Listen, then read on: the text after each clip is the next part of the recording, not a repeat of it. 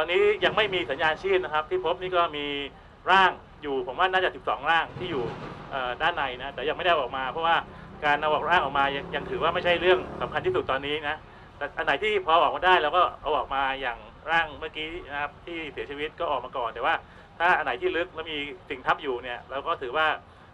ขอหาผู้รอดชีวิตก่อน The expert still have hope and I think we continue with hope that the rescue operation is still going on even we are in the 4th day already but the case that maybe they survive 1 week even 2 weeks so we have to go on yeah